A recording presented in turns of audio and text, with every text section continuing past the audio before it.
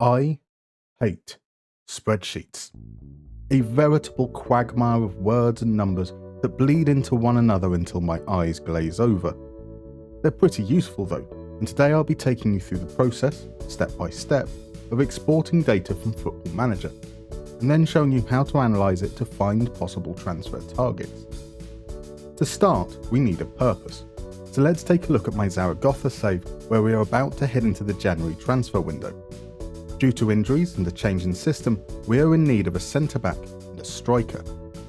Let's identify the metrics that will be important in this situation. Starting at centre-back. We're looking for a player who can play as a central defender, either on defend or cover duty. In possession we play out from the back, so I want someone who is comfortable on the ball. The important metrics for me here are pass accuracy and possession lost. The right candidate needs to be able to distribute and do so without causing dangerous turnovers.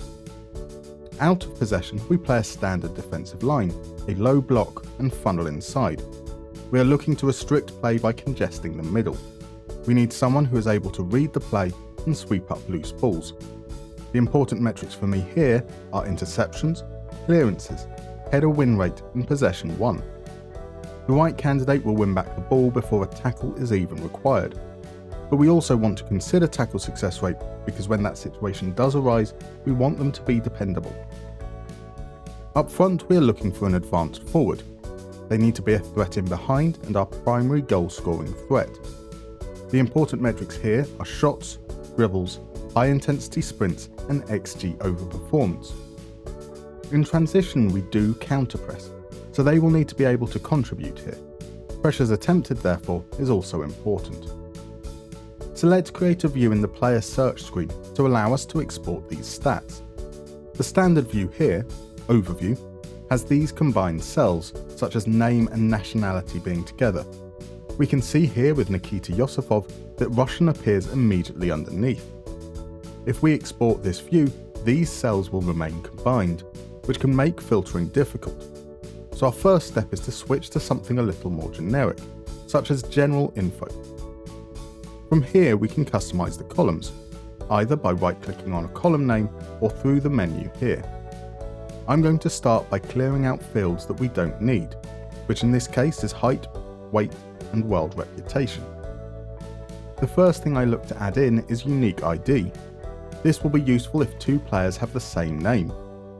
If I click on a field on the right, when I add a new field it will add it after the highlighted one. If I have no fields highlighted, it will add it to the bottom, like so. Now I like to replace the position field with the assistant manager's opinion of the player's best position, and add in the division and the player's second nationality. These are fields that can help with filtering later down the line. Now let's add in the metrics we highlighted earlier. This can be confusing as some metrics will appear in Stats Chalkboard, others will appear in Stats General. They are in alphabetical order however, so that does make things a little easier. Where available, I will select per 90 metrics, as these help standardise the statistics between players. Once all the stats are added, I also like to include minutes. This will help us calculate per 90 for stats where a per 90 measure isn't available. We can then rearrange the order in this dialog here, by selecting a field and using the move up or move down buttons. But personally, I find it easier from the view itself. So from here we can right click a column, select auto size all columns, and depending on your resolution and number of fields, it will fit onto the screen. I'll just rearrange these now to my preference. Whilst this is all down to how you prefer it, I will mention that the information and recommendation columns can't be removed, and so I move them to the end to get them out of the way. And so, like that, we now have our view. But we don't want to export a list of over 14,000 players. We can already see that some of them, like Candido here, haven't played and therefore don't have any data of use. Others, like Dion Lopi, haven't played many minutes, and so their data may not be reliable. Now there is something else that impacts reliability of data, and that is detail level. We can see here that I have the detail levels set to maximum for the leagues I've loaded. The performance data from these leagues will be accurate. for all other leagues it won't be. That means to reliably compare performance stats across leagues, the leagues need to have the same detail level. As our scouting range is Western Europe, and Portugal will not be active until next summer, we're going to create a filter to only focus on Spanish and French leagues. Something a little like this. We want to make sure that we have OR selected as the operator. I will also add minutes as a condition. As we're halfway through the season, I'm looking for players who have played roughly 5 full games as a minimum. I need to manually click up to get to 450 minutes, so I'll skip ahead. Now there's a couple of extra things we can do before we export. Firstly, let's include our own players. If we go into Edit Search, there's an option at the bottom here titled Exclude. Clicking here we can see that Zaragoza players are excluded by default. We will uncheck that option. Secondly, we can adjust how much interest a player needs to have in joining us to be included. By unticking the Interested in Transfers box, we will widen our search significantly, but there is no real value for us to consider Schwarzer as a transfer target as he is not interested. Instead, however, we can tick it again and click on the gear option next to it.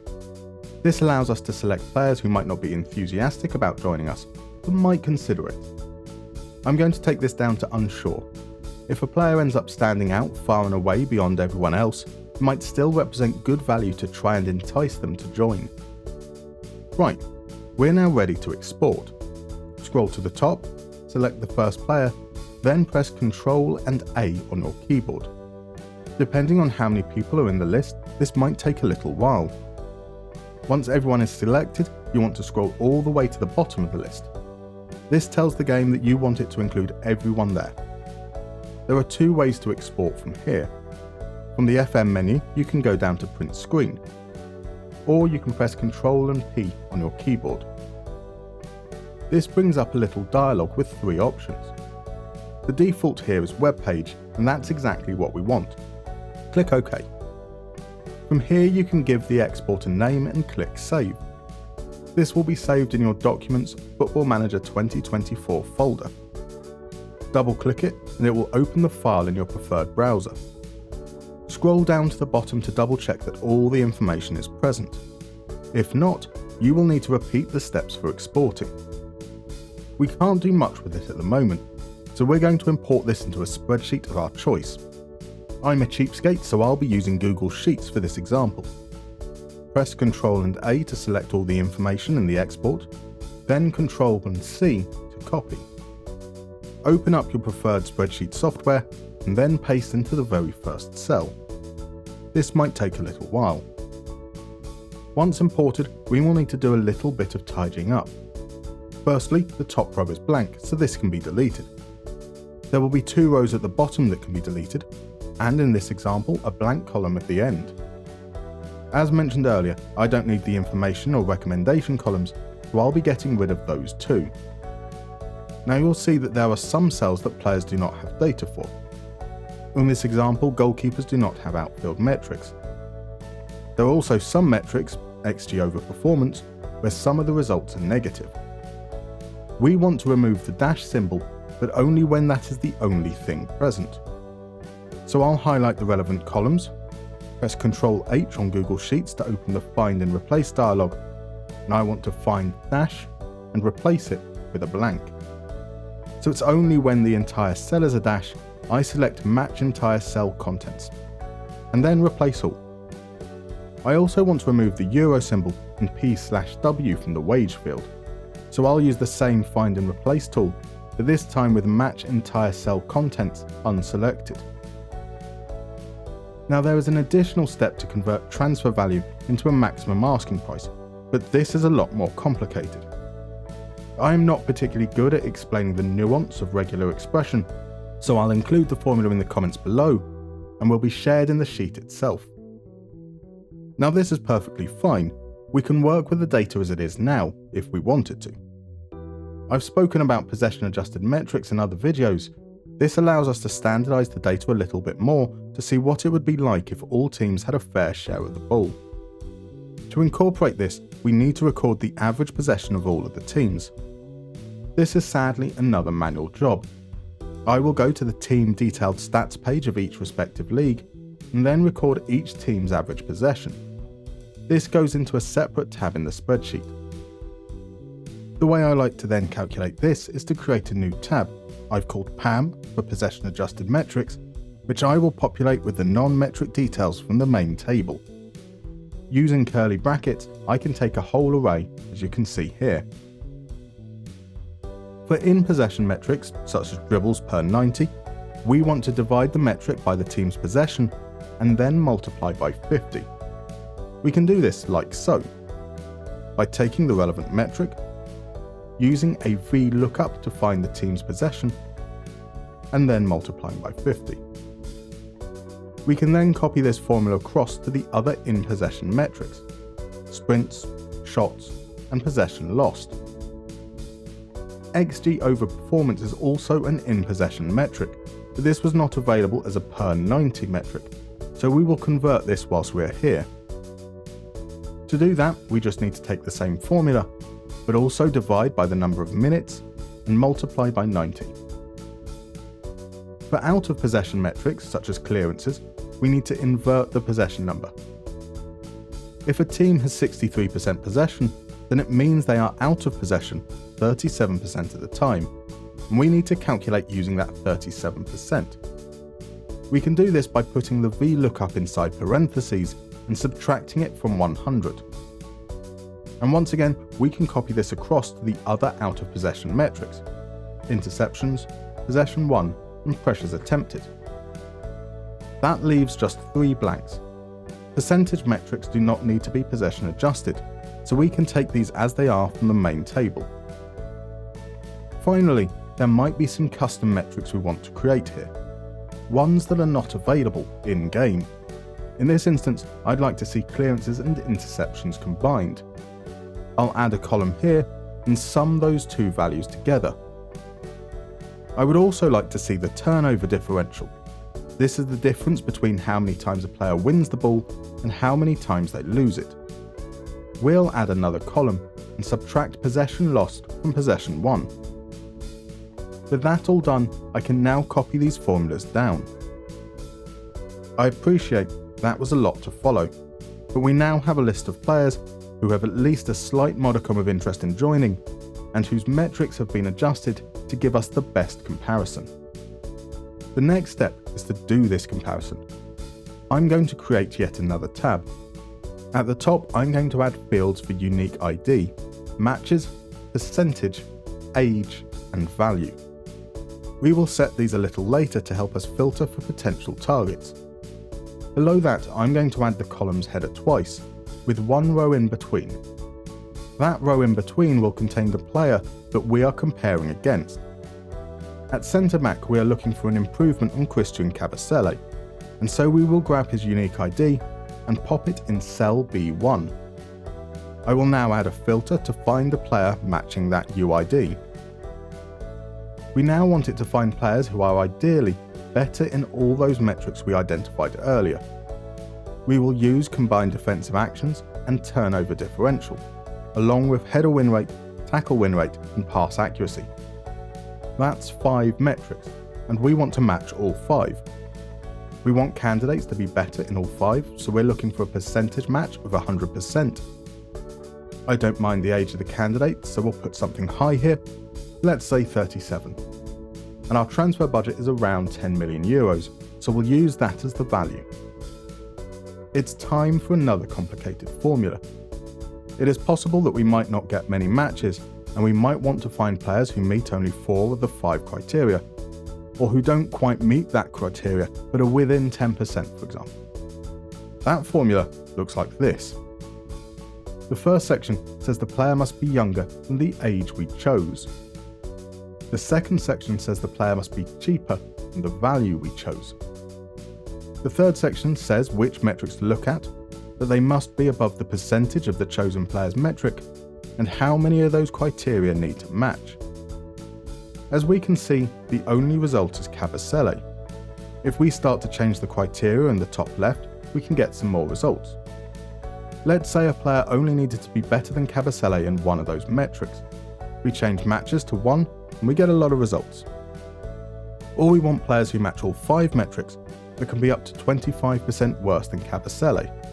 We change the percentage to 75% and we get a handful of candidates. Now I'd probably look for a balance in between the two.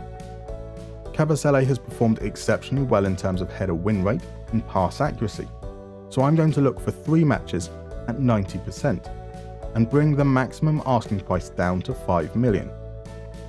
Now you'll notice that some of the results aren't centre backs. I've deliberately not filtered by position as we might find some candidates for retraining. I'm not sure that is the case here, but you never know. Looking through the results, there is one player that seems particularly intriguing. Asaze Uhagira has fewer defensive actions, but a higher turnover differential, and his header success rate, tackle success rate, and pass accuracy are at more than serviceable levels. He is a player worth scouting further. We can then do the same for strikers, but comparing on the other metrics we identified: possession lost, pressures attempted, shots, high intensity sprints, dribbles, and XG over performance. There is some added nuance here.